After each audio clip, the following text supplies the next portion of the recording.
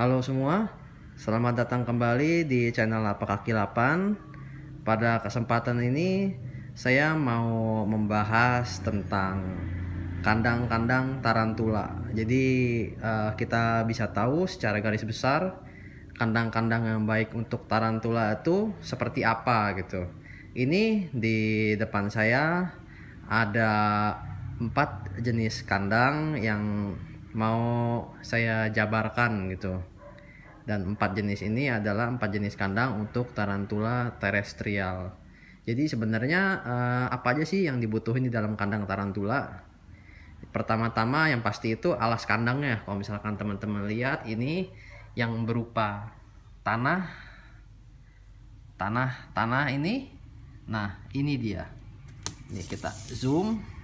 Jadi yang dipakai itu adalah tanah jenis kokopit. Jadi ini bukan tanah sebenarnya, tapi sabut kelapa. Kenapa dia pakai sabut kelapa ini? Karena sabut kelapa ini lebih steril daripada tanah biasa.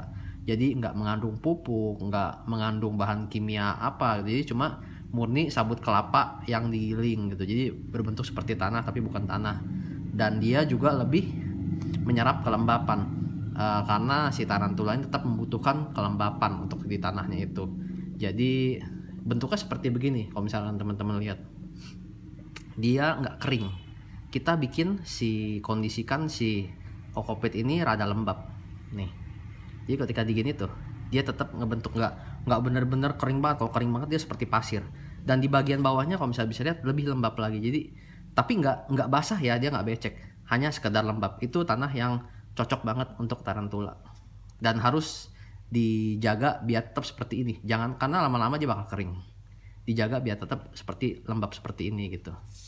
Ini yang udah sampel yang udah mulai kering nih tanahnya. Nah, biasanya dan kalau udah kering ini kita siram aja tanahnya. Biar dia agak sedikit lembab, sedikit aja siramnya. Di sudut, di salah satu sudut itu udah cukup. Terus untuk menjaga kebersihannya, kita buang-buang aja kotoran-kotorannya. Ini seperti gini, yang putih-putih ini kotoran tarantula. Kita buang-buangin kotorannya itu. Nih, ada yang warna putih-putih itu. Itu yang kita angkat-angkatin. Ada yang hitam bekas makanannya. Ini saya buka aja biar jelas.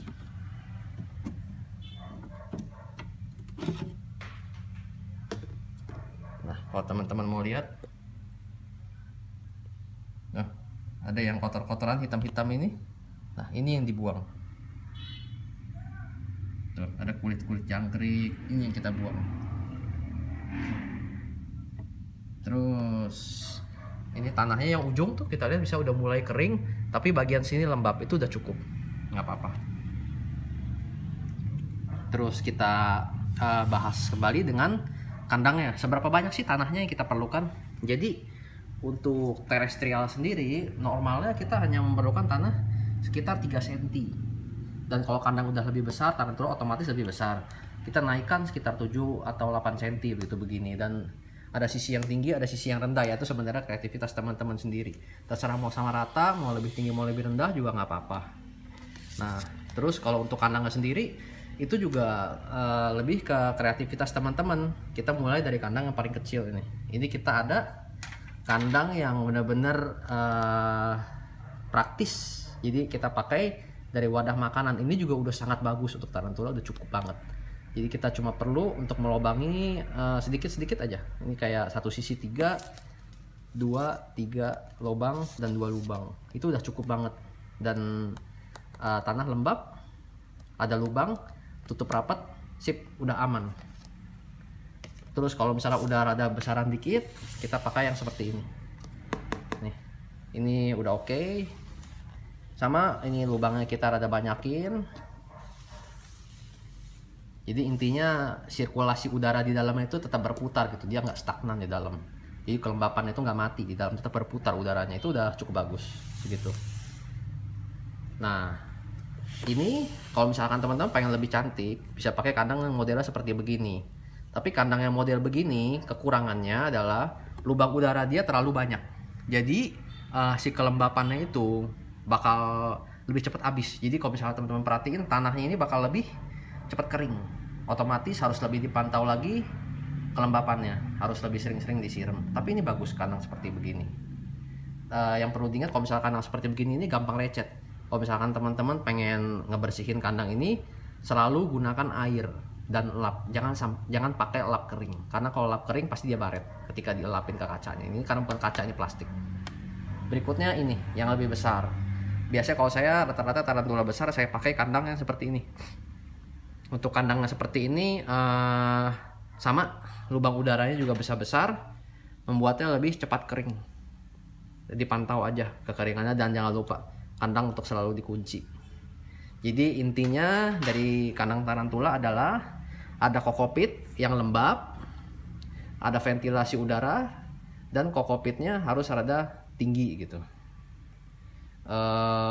Untuk air minum sendiri gitu, ada yang nanyain perlu nggak sih sebenarnya air minum. Selama kita bisa menjaga si tanahnya itu tetap lembab, nggak sampai kering mati banget gitu, itu nggak masalah gitu. Jadi yang penting itu lembab itu tuh dia ngebantu tarantula itu nggak dehidrasi. Jadi karena tarantula itu nggak selamanya dia minum, walaupun ketika tanah kering banget kita siram air dia pasti minum gitu. Tapi selama si tanahnya lembab itu udah aman untuk si tarantulanya. Jadi minum bisa nggak terlalu diperlukan itu selama tanahnya lembab. Oke, sekian dulu penjelasan saya mengenai kandang-kandang tarantula. Buat yang teman-teman pengen tahu lebih jauh atau pengen nanya-nanya, bisa langsung komen di bawah atau langsung kontak ke nomor saya. Salam kaki 8.